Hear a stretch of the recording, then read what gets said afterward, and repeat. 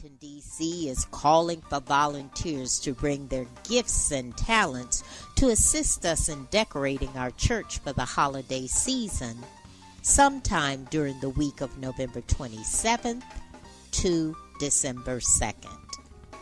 Specific days, dates, and times to be determined.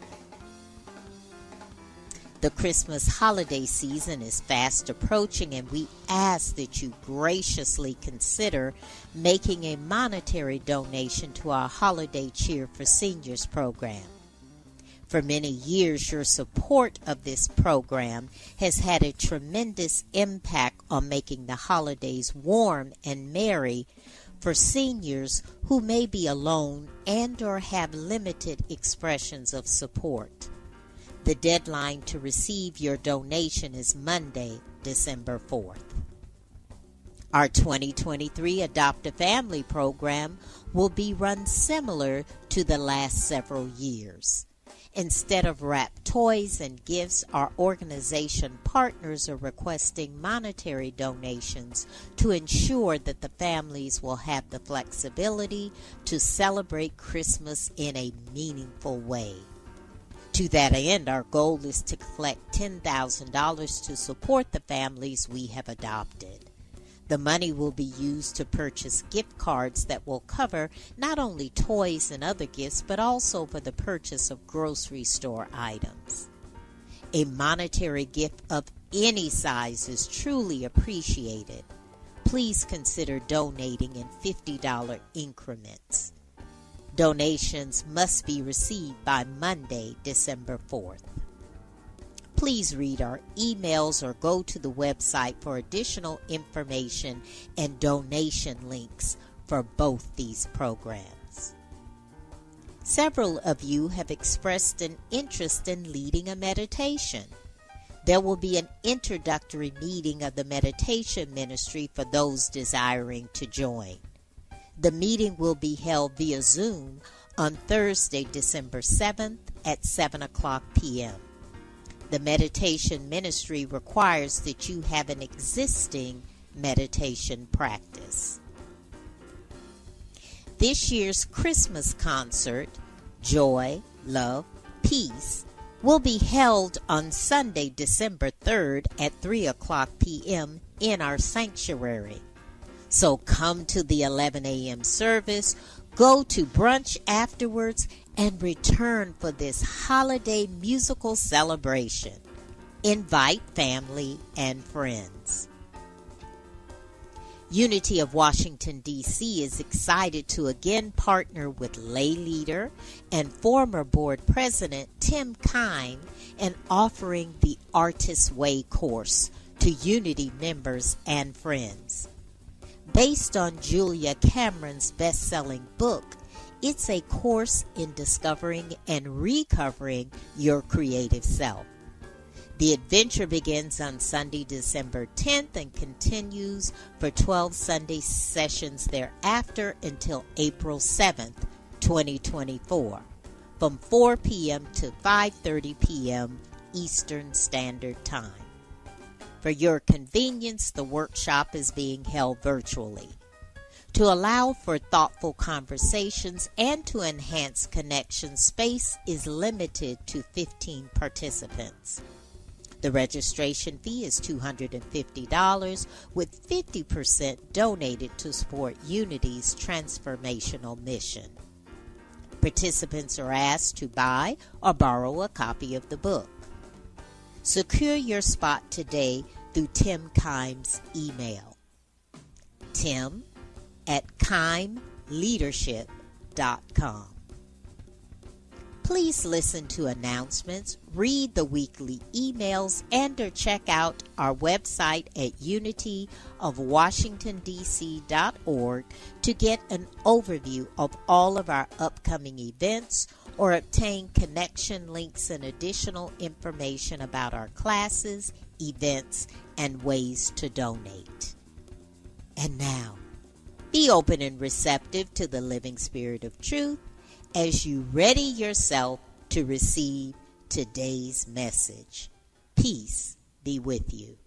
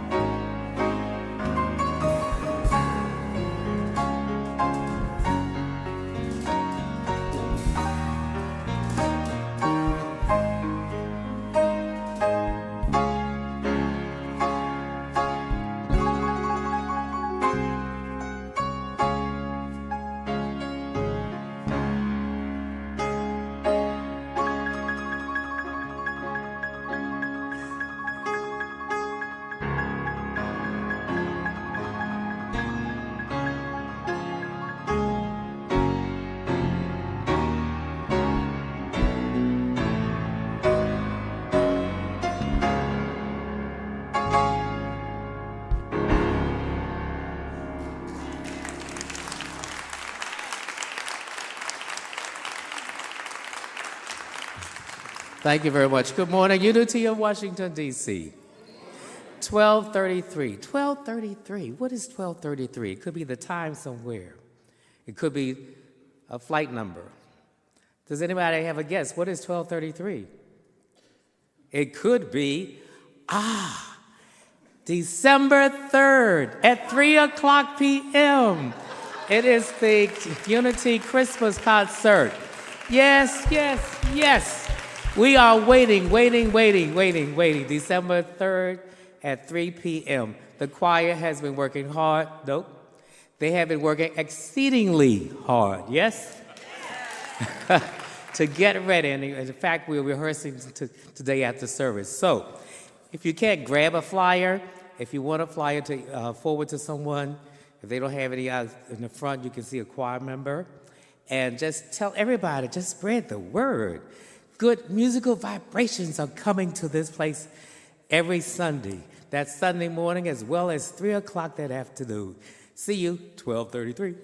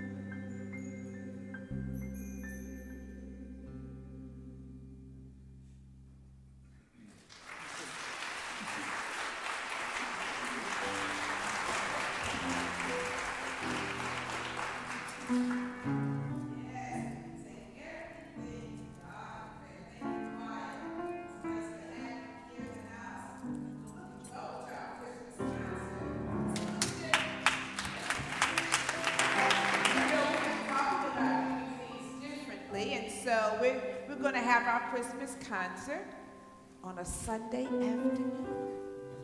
So that's really great. So hopefully you will all be there with us for that wonderful, wonderful rendition of music. How's everybody feeling? How you feeling?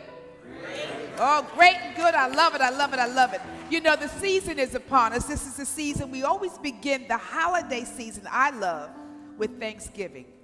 Because there's nothing better to begin any activity by giving thanks. And we in New Thought like to give thanks in advance because we know that which we are hoping for, praying for, asking for is already done and already given. So we ask in advance. We say thank you in advance. Thank you that this is so. Thank you that this is already happening. Because in spirit it already is so, right? Yes. And our gratitude and our thanksgiving just expands the heart, and it lets us really be more open to receive the blessings we're asking for and about. So we say everything with thanksgiving. We do everything with thanksgiving. So today is a day, I have so many people I do want to thank, but I want to start with those who have really taken the time out of their lives to give service to this country. So I want to take this opportunity to ask all of our veterans who have served this nation to please stand so that we can acknowledge you and offer our deep gratitude. Will all our veterans please stand?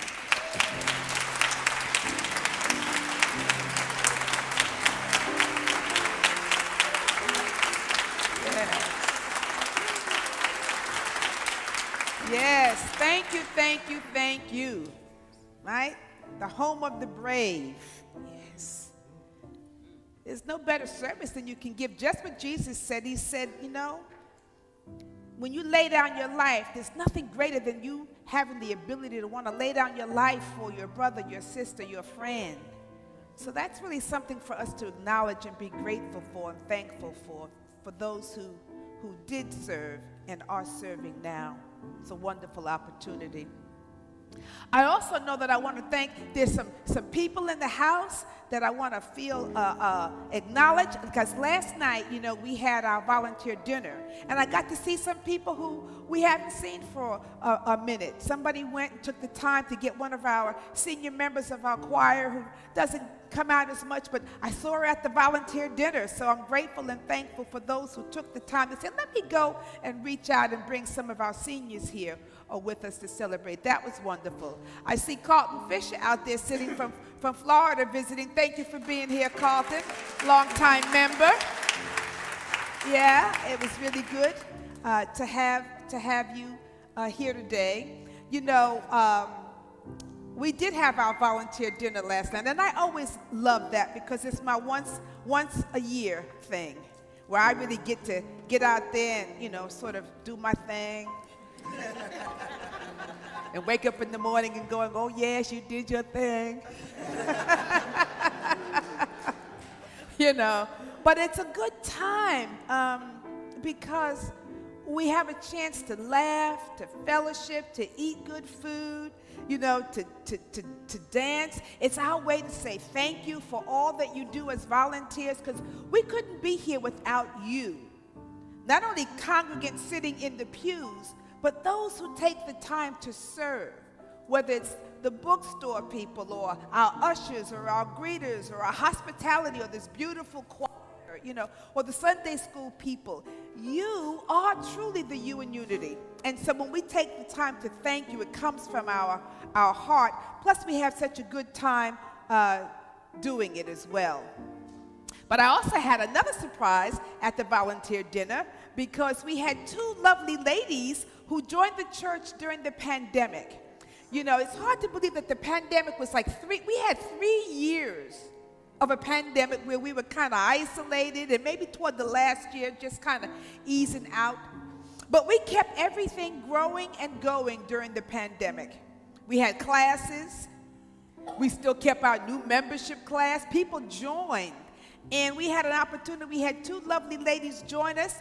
I said last night from North Carolina, but I stand corrected. They are from Atlanta, Georgia, the big hot Atlanta. And they joined the church. And whenever someone joins the church, church, we always give them an opportunity to also join one of our Love and Action teams. Now, they live in Atlanta, but they decided that they were going to join a Love and Action team. They joined the event support team, Daryl's old team, and because that's a thing you can do online since we were online anyway. But they joined and they were faithful. They came online, and then they decided that they were going to come to the volunteer dinner last night, and it was such a blessing. I want Kimberly and Cassandra to stand up so we can just acknowledge them. Thank you. Yeah. And I was thinking, I said, that's really going the extra mile. They went a couple of extra miles to say, you know what, and they said, we're coming to church too. So it's wonderful to have you here, and also for the commitment to continue to serve, whether we're doing church online or whatever. And I'm loving the fact that we can reach people now who are just not here. Yeah, that's a wonderful thing. I was telling somebody, you know, it's good to be able to change. Because I remember when years ago, somebody, I think it might have been Danielle Riggs, but she was bringing the idea of having live streaming. And I was like, oh, no, we're never going to live stream. No, I don't like that. People won't come to church. No, we're not live streaming. No. Right? Then the Lord said, well, everybody's going to live stream. How about that? And then I said, wow, I kind of like it. You know, because we did 3 years. I got used to just being a wonderful team, our AV team and our band. We were it was 10 people every Sunday, but I got used to talking to you guys out there, and it was fun. And then we had an opportunity to start coming back, and it's like, oh, I kind of like this too, you know? And so it's a matter of shifting and changing and growing and evolving. You know, don't get so stuck in your way or in your pattern that you're really not open to, because you never know what blessings lie ahead in something new, you know. And so I don't know whether I was the one who caused the pandemic so that the Lord could have an opportunity for us to, you know, for me to grow and unfold, but it taught me something. It taught me about being open and receptive, getting out of my own way, allowing myself to have a new perspective every now and then, right? To keep my mind and my heart open. So, you know, it's a good thing. Now, it felt really good. I love our volunteer dinner because it feels really good. It felt good to get out there. I even learned a new dance. I was practicing it this morning. Slide. Because I only get to do it now. I learned it, but again, I only really go out once a year. So let's hope next year I kind of remember the step. But I'll probably have to learn it again. But nonetheless, it felt really good to be with you all in a relaxed setting, having fun, having joy. Because it's no secret, we are living in such stressful times, right? These are challenging times, and we have to now make conscious effort to make sure that we're feeling balanced in our lives, right? Because if not, all that stress can just weigh upon us. To make sure that we're feeling that we can feel good, or our spirits are kept high and uplifted, we feel uplifted, so that when we get up and face each day, because if we don't have that balance, boy, with all this stuff that's going on, you might not say, I'm just not getting out of bed today. I just can't. So we have to be conscious in these days about how do we bring that sense of joy and openness, feeling, having an uplifted spirit. Because it's been proven, and we all know, that when we feel good, everything seems to work a little bit better, right? It works a little bit better because there's a flow that's happening. When we feel good, we are vibrating. We talked about this in our series on vibration. When we feel good, we're vibrating at a certain level that we begin to broadcast and to put out. And then that energy has an opportunity to come back. And so we're feeding ourselves and our spirits, and things begin to work better. It's been proven that when we feel good, the body even has a greater opportunity to heal itself, right? And they've done many, many experiments that when people are sick and those people that are prayed for or who play music or who have visitors, those people heal a lot quicker than those who are down in the dumps, have no one to come and see them, are feeling bad about their diagnosis or prognosis, and they're into themselves, and they don't heal as well, right? We know that when we're feeling good, that we seem to be more open and more receptive and more caring. When you feel good, it's like, yeah, I feel good. I can care about, someone else, that I feel like I'm on point.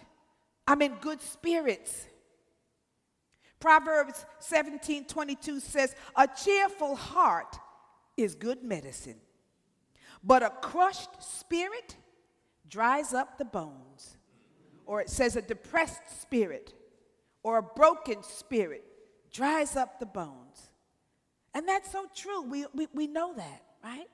That being joyful or in touch with this higher vibration, and it's not just the giddiness. I'm talking about this divine essence that is God, that is good. We feel good. Because we like to say in New Thought that good is equated with what? God. And when I'm feeling good, I'm feeling God. And when I'm feeling God, guess what? I can continue to feel good because I'm open now. And God has an opportunity to bless me, to bring more of my heart's desires into manifestation. So there's a wonderful cycle we want to move ourselves into. And likewise, the opposite can take place. When you feel bad and you allow yourself to dwell in feeling bad, you create more what? Feelings of being bad. Then you're depressed, repressed, everything. And then it's hard to move. So we have an opportunity to choose. The scripture also says, choose you this day whom you will serve. Do you want to bring joy to your spirit? It's good medicine. Or a broken spirit dries up the bones. Why? Because we're filled with worry and doubt, and we're just shrinking inward as opposed to expanding outward, opening the heart. So we have an opportunity during these wonderful days that we're living in to make sure that we are doing everything to keep the heart open, to feel good, so that we can achieve what we want to achieve, that we can be blessed and be a blessing to others, so that we can spiral upward and onward, regardless of what the appearance is that is happening out here in the world. We really are light bearers. We really can affect the entire world by our own countenance, And so when I get up sometimes in the morning, I do a quick check. I'm like, okay, how you feeling? What's going on? And because when I notice, there are days I wake up and my spirit isn't as, a brand new day. Let me bounce into it. Sometimes I wake up and I go, uh-oh. I'm going to have to work a little harder this day to get myself up. So I might pray, I might release, I might try to check in with myself to see what's going on.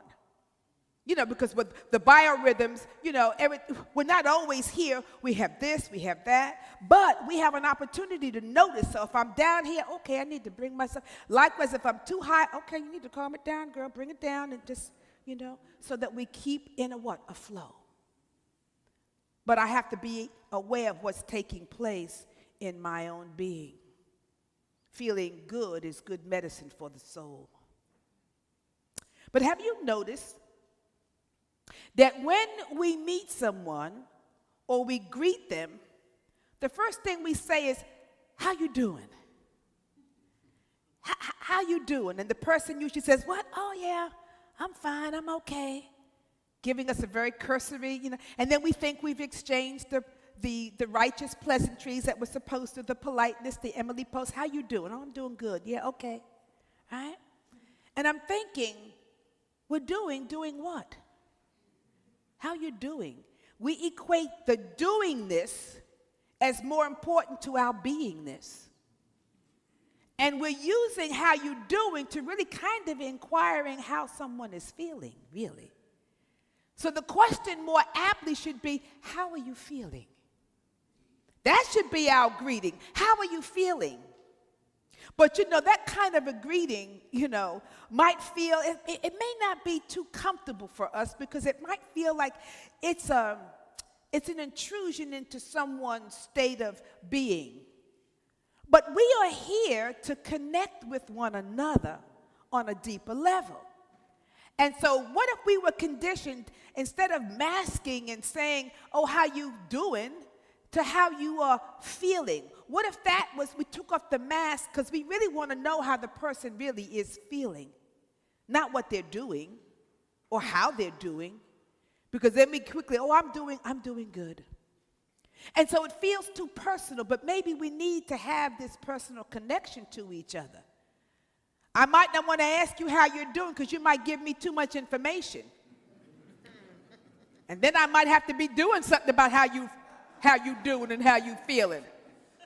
So I don't want to know that. I want to just be able to say, okay, fine, yeah, I'm doing good.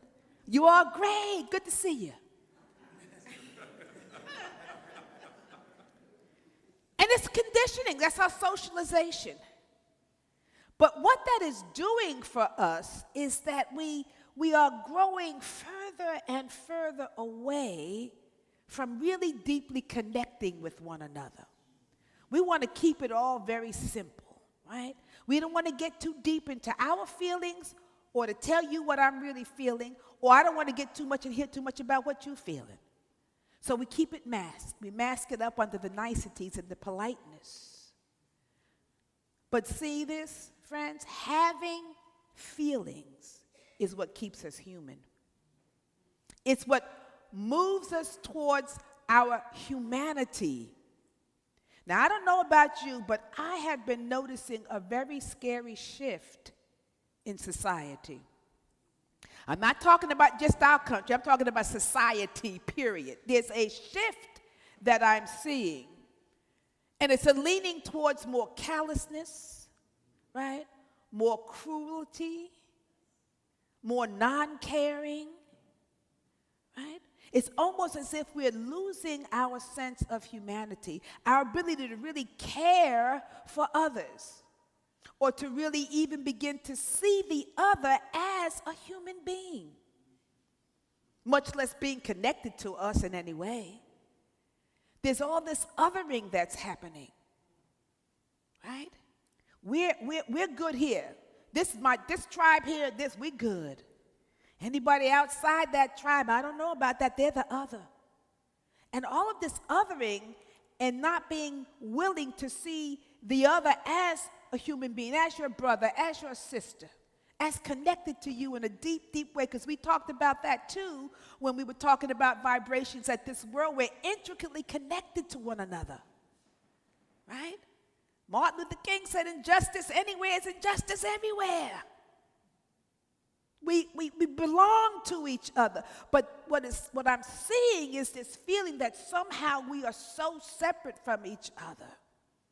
In fact, the other may not even be a human being. Therefore, I can say, do whatever I want. And I'm seeing more of it, not just in this country with our politics, but I'm seeing it around the world, right? And so, losing one's humanity, we're going to be in some big, big trouble if we continue on that trend.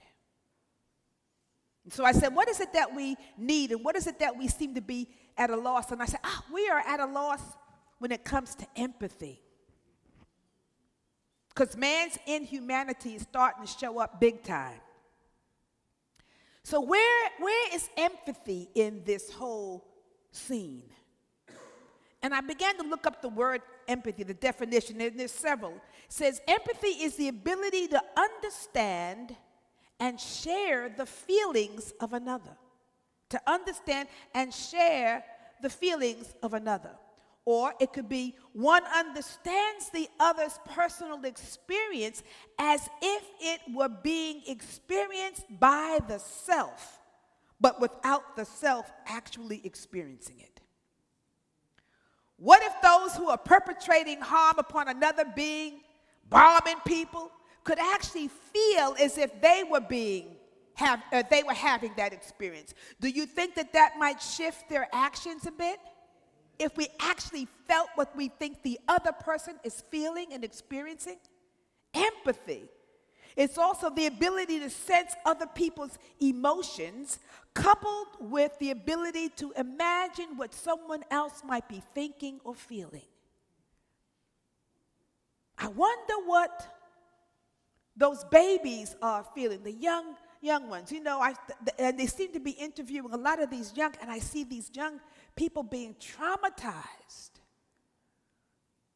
That this will affect them throughout their lives. And I'm wondering, what will they be thinking? What must they be feeling when they're thinking, I have no control in this world? You know, this is a terrible place to be, because they don't have maybe the intellectual insights to say, oh, these are two people warring against each other. But all they know is, wait a minute, I'm scared, I'm hungry. Where's my mother? Where's my father? My brother has just died, or whatever. Or if not just over in the countries that are warring that we know about, but there are other countries on the planet here that are also experiencing. They don't get the press. They don't get the recognition. But there's just as much atrocities and things that are happening in other parts of the world that we are, again, oblivious to. And so I'm thinking, wow, you know, what is it when we allow ourselves to sort of move past all of that? Right? So it's the ability to imagine what someone else might be thinking or feeling. And then this one is the one I think is powerful. It says, to see things from another's perspective and feel their emotions. Now this one right here is very powerful, because if the truth be told, it is not very often that we take the time to see things from another's perspective. Because again, in our socialization, we're conditioned to focus on what? Right.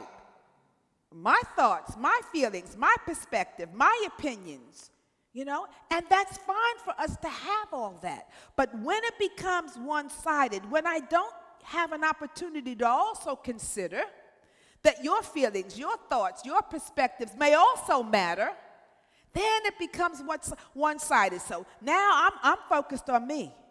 You're focused on you, and none of us are focused on how we're going to move this thing forward called life. Right? There's all this built-in separation.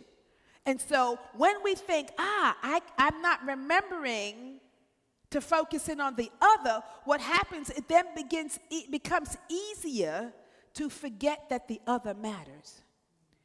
It becomes even easier to see that the other is not only do they not matter, but they're not, you know, I don't have to give them any credence to having a right to be here, to exist, to live. I can put it aside, and I can I don't have to feel guilty about it because it's not me.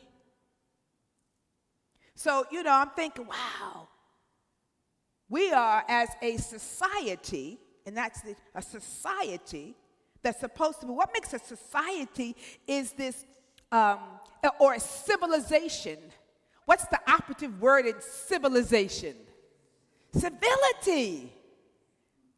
Right? A society can exist when there is civility and respect and an agreement to live in harmony and work in harmony for a greater good.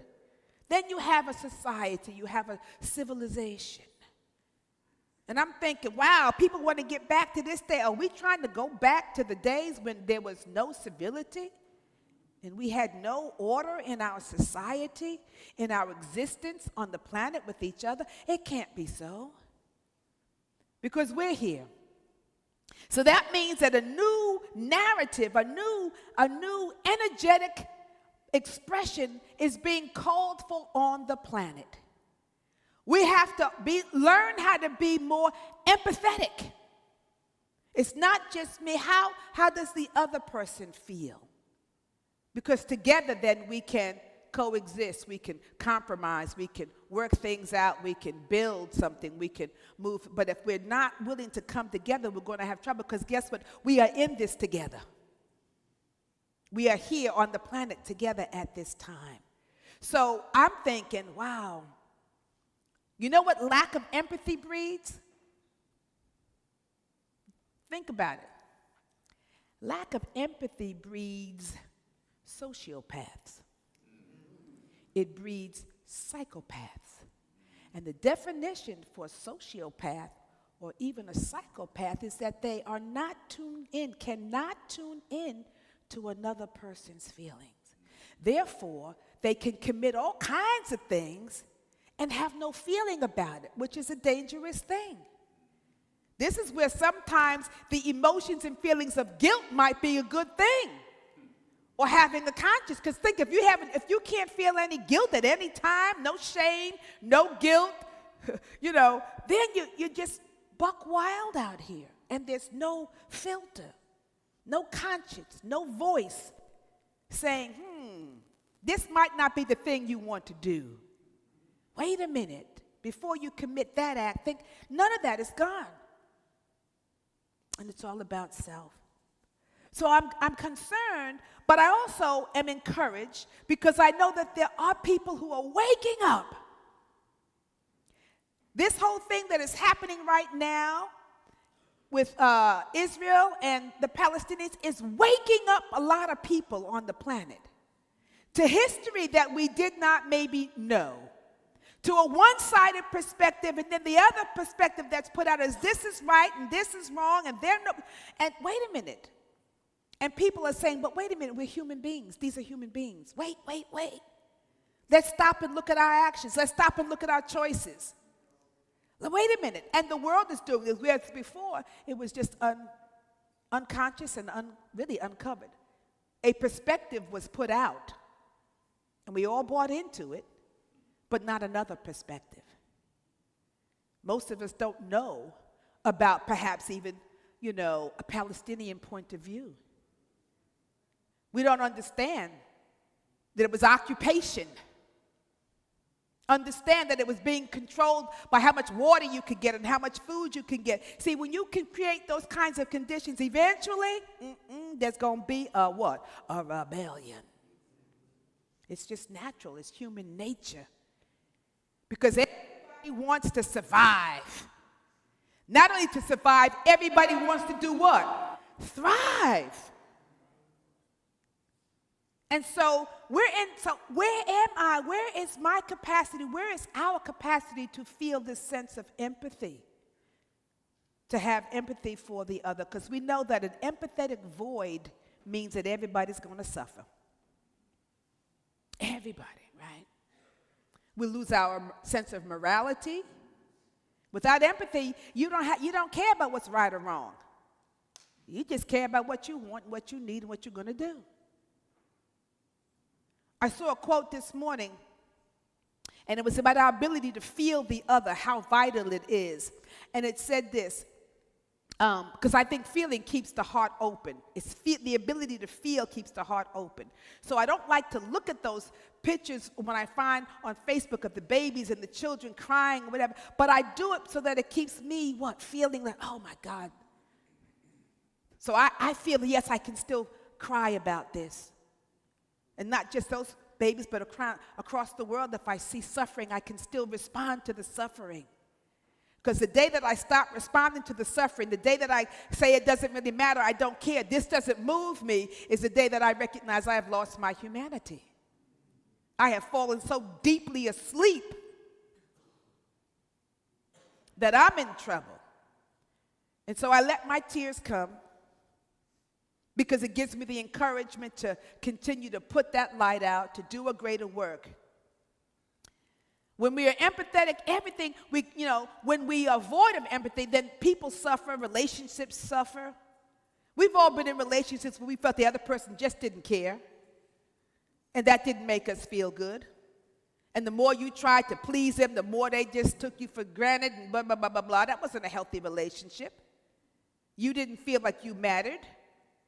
We've all had those things. But when we have empathy, then everything, even in our relationships, our interpersonal relationships, our neighborly relationships, our work relationships, when there's that empathetic give and exchange, it doesn't mean that you're not going to have disagreements. We know that we're going to have that. But you have a willingness to work towards something that is bigger and better. You can tune in to one another.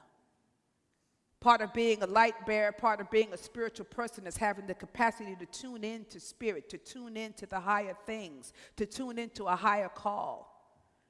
That's what makes us a little bit different than someone who's so totally asleep and unavailable.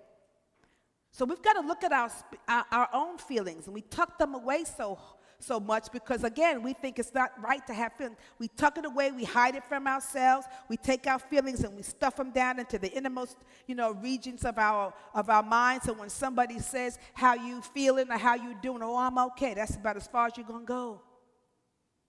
And so we hide from ourselves, not recognizing that the more we stuff it down and the more we unacknowledge that, then the more, I would say, unexpected expressions and behaviors happen. The more I keep my feelings, I think I got them under control, and I think I got them squashed down here, right? I got them here. How you doing? I'm good. And then something happens, and it's like, wow! Everything is up. And I'm like, ooh, the other person's like, where did that come from? And you might even say, I don't know, right? So we have all this because we've been taught that we shouldn't feel or we shouldn't have this sense of deep, deep compassion. So we've got to figure out how to do this in a way that brings healing and peace to the world and to our lives. I came up with this quote that I read this morning, and it said, if you want peace in the world, start with peace in the nations. If you want peace in the nations, then start with peace in the cities. And if you want peace in the cities, then start with peace within the neighbors. And if you want peace within the neighbors, then start with peace in the home. And if you want peace in the home, start with peace in the heart. And I love that. Because again, it shows we're all connected. We want peace in the world, but there's no peace at the bottom part, which is the heart, the individual. So how are we going to have peace in the world when we don't have peace in the nations? And how are you going to have peace within the nations when within this nation, the cities and the communities are not at peace? And how are we going to have peace with the cities if the people in the homes in the cities don't have peace? And if you don't have peace in the home, well, how are you going to have peace anyway? Because you need to have peace here within yourself. It begins the macro and the micro, right?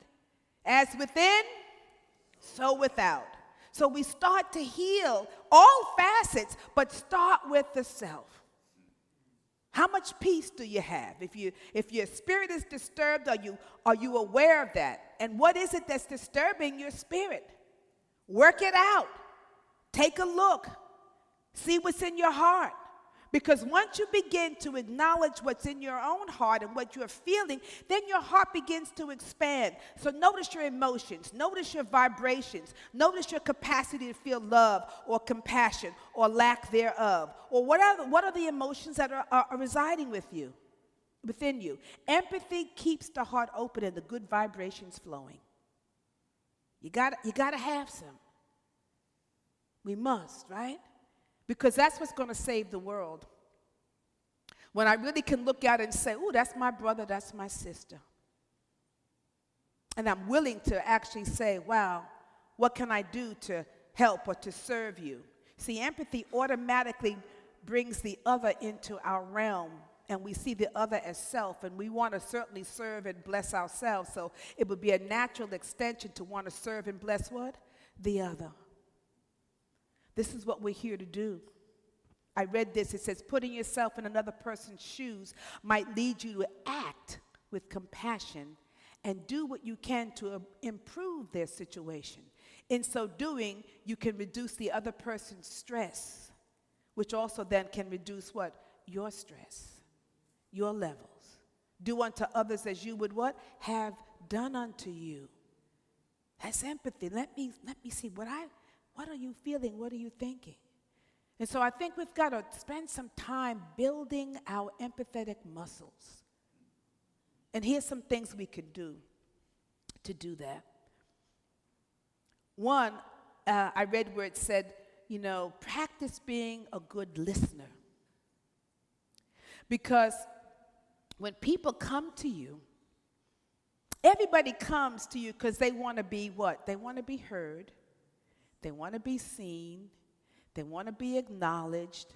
They want to be valued. And if we're really trying to feel or to know what's in another person's beingness, then we might have to listen, right? And so a good listener then is, I'm trying to work on my listening skills a little bit more. It means, okay, I'm going to listen, not because, when we listen, we're listening for what? Usually we're listening for when it's going to be my turn. That's what we're listening for. I hear you, but look, I'm waiting for me because you're going to hear me. That's not really empathetic listening. And we all get it. We all know when the person hasn't heard a thing we said. You all know it when that happens, right? So then you feel maybe I need to shout it a little more, or maybe I need to use a little bit more energy so you can hear me. And we just start really practicing empathetically. I want to not listen only, but I want to see if I can feel what you're saying. Because if I can feel what you're saying, it might just change my perspective. It might just open my heart a little bit more. And if my heart is open to you a little bit more, then you might calm down a little bit and open up to me, and we'll start vibrating and relating on a totally different level. Not attack and defend, but really being present for one another. So practice your listening skills. Do you interrupt? Sometimes, it's just natural because I'm so excited. Oh, yeah. No, let me hear everything. And then can I hear and listen to you without judgment? That's a big one. Because when I'm listening, I'm also putting you in the category. This, that. And the more I do that, I'm not really listening, but I'm actually, again, I'm sizing you up, putting you in this category. I'm making a perspective. I have a perspective on what I think you're saying and who I think you are. Again, and I'm closed off to what you're really trying to present to me. So practice really, how can I have empathetic listening? Can I just be open to hearing what you say, giving positive feedback? Okay, I can hear that.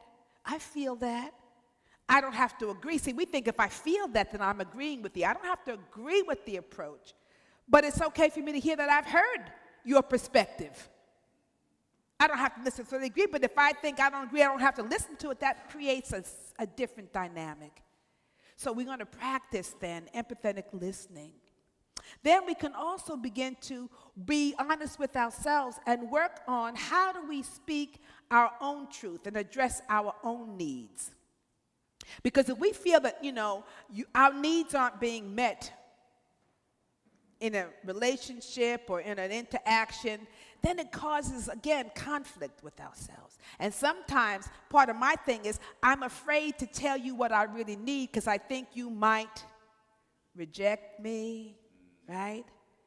Abandon me, not really see the real me, so I don't want to really tell you what I need. And it's people like that or people like me, we become what? People pleasers.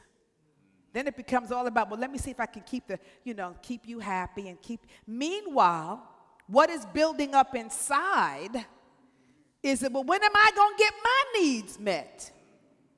Who listens to me? But we keep it all, again, in this wonderful politeness of, yes. And especially as true students, we want to make sure that, yes, beloved, I see you. I feel you. Meanwhile, you're like, but who the heck is seeing me? Feeling me, knowing me, understanding me, because we're selfish that way. But it's okay for us to want that. So learning how to express your own individual needs, to speak your truth, but to do it in love, to do it in a healthy way, right? So, I'm working on how can I do it in a healthy way rather than squash it, because I know squashing doesn't work for me. It does for a moment, until the time that it doesn't, and then I'm off then New York, Brooklyn is out, right? So Brooklyn is out because that's the only way maybe she feels, no, I can speak my truth. There's a vow that I have, I shared with you before in my wedding vows, I ask people to speak the truth to each other in love. So we can work on that. How can I get my needs met as well as hear and listen to your needs? To practice empathy, you're going to have to be vulnerable. Don't be afraid to be vulnerable. to say to someone, when somebody really asks you how you're doing, don't mask and put on a good, true student. I'm positive, I'm wonderful, when inside you're hurting. You're crying, you're feeling disconnected, you're feeling alone, you're feeling whatever. I just saw on YouTube this morning, too, it was about a little older lady, and she was a Caucasian lady, and she was speaking to her neighbor, who was an African-American male, and he was a big guy, and she was a little guy, and she wanted him to turn off some kind of lights that she says prevents her from sleeping at night. If he could just turn out the lights at 10 o'clock. And so he says to her, well, you know what? I forgot her name. I'll just say Martha.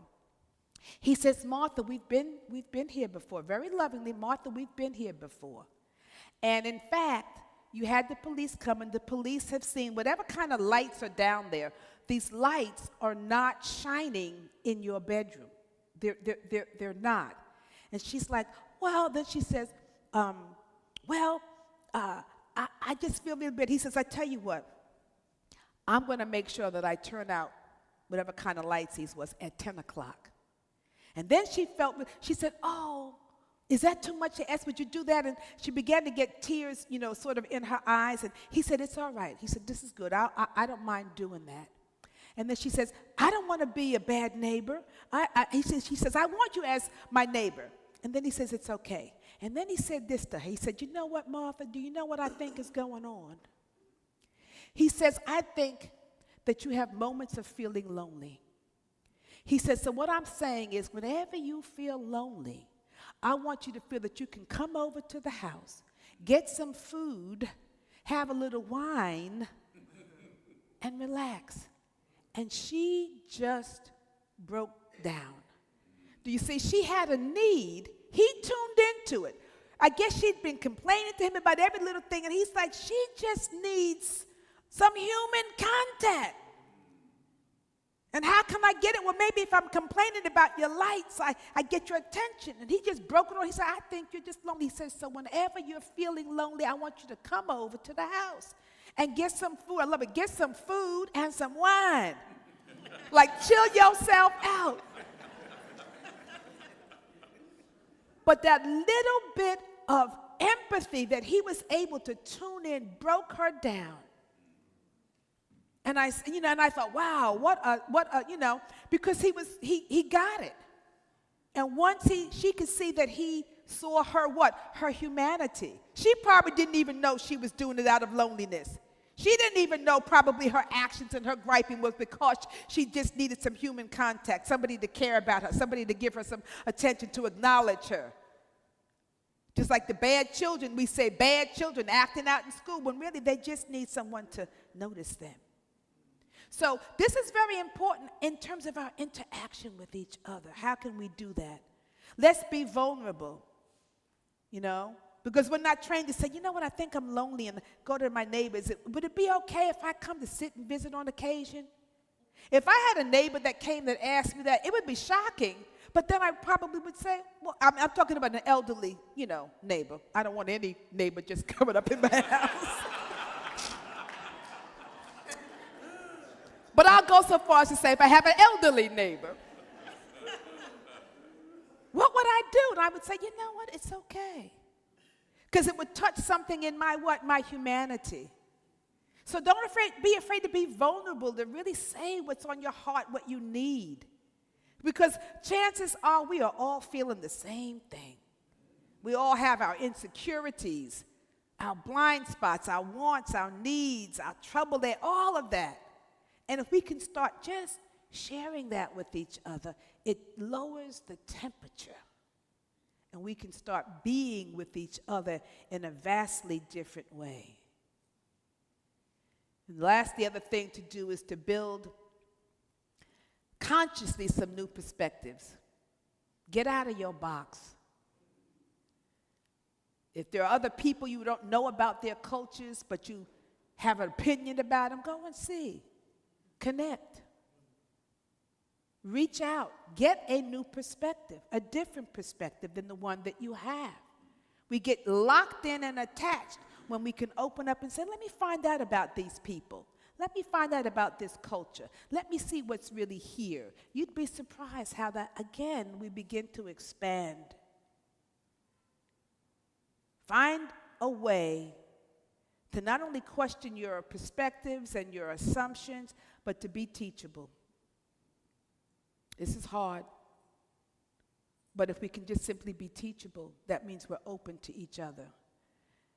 And if I'm open to you, I might just find out that you're okay. And there might be some things that I really think that we have to work on that I don't particularly care for, but how are we going to work that through in a way that's healthy and allows for healing and harmony and peace, you know? Not peace like this, because it's always going to be the movement, right? Because if we're at this level here like this all the time, what is that? We flatlined, right? We're not here really. We're dead. You're flatlined. So life is this, you know, up and down. Okay, let me move a little here. Let me back out a little bit. Let me keep it in the flow. Let me keep my heart open. We are the keepers of the light, beloved ones. We are the keepers of the light, but it's going to start within us. So, you know, perhaps you want to ask yourself, how you feeling? And if you ask your sacred other, your brother, your sister, your friend, whoever, how are you feeling? And really mean it, listening. After all, they're going to say, well, maybe this person really wants to know how I feel. You know? I know how you feel. Or it must feel like, is this the way it feels? And people are like, oh.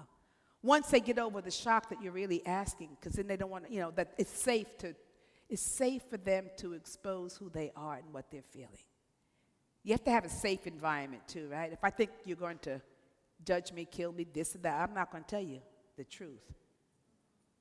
But if I feel safe enough with you, I might be willing to open my heart to you. And if you feel safe enough with me, maybe you'll open your heart to me. And together, we can coexist. We can create a world that does what? Works for all. So, beloved ones, how are you feeling? Blessings. Blessings, blessings, blessings. Blessings. Blessings.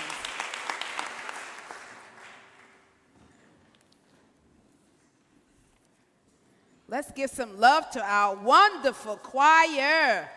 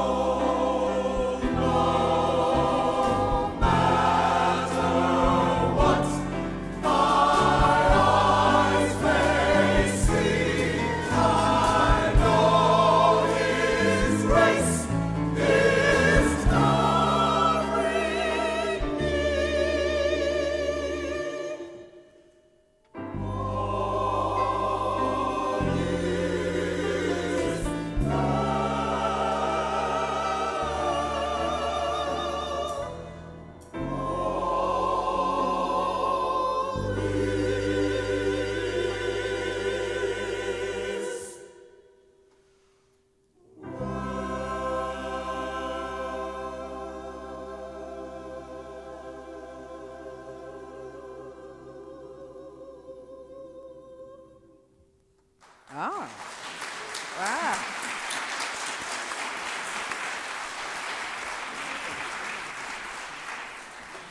Yeah, because I guess that is the bottom line, right? If we know the truth, eventually we begin to know all is well. As we like to say, everything is in divine order.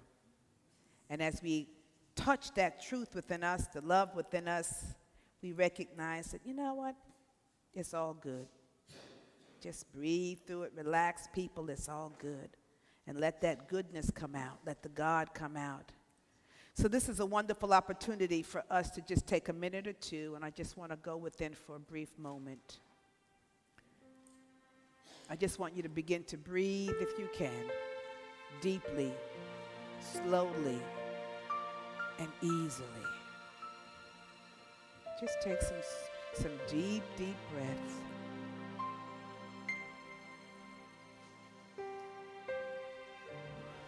And exhale completely. Sometimes we're waiting to exhale. Just let go.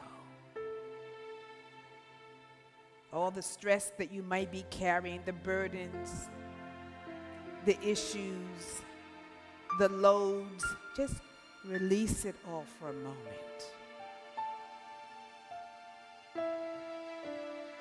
I let go,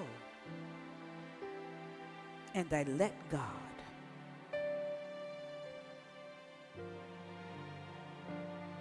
I let go of everything and anything that might be blocking the flow of infinite love. I let go of my fears and my doubts. I let go of my perspectives. And I just simply allow myself to be open. To be open to spirit that would lead me only to my highest and greatest good, and to the highest and greatest good of all concerned. I trust in God, the good, the omnipotent. So I let go now.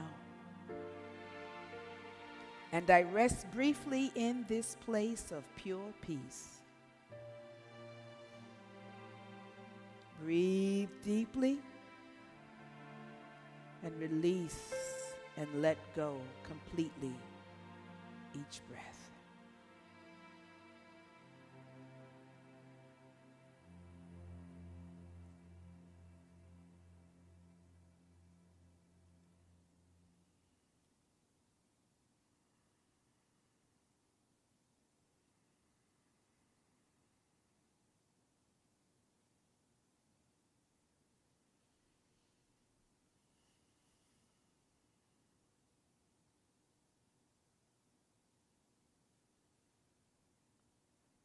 Oh, thank you, Father, Mother God. Thank you for my good.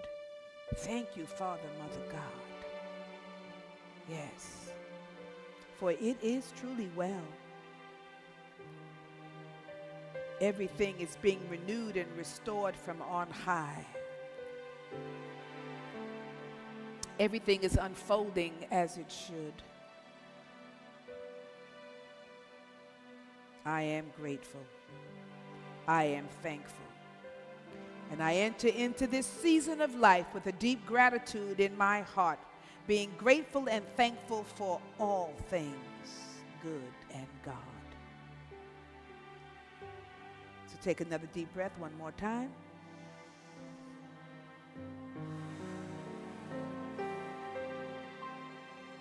And so it is. Amen and amen.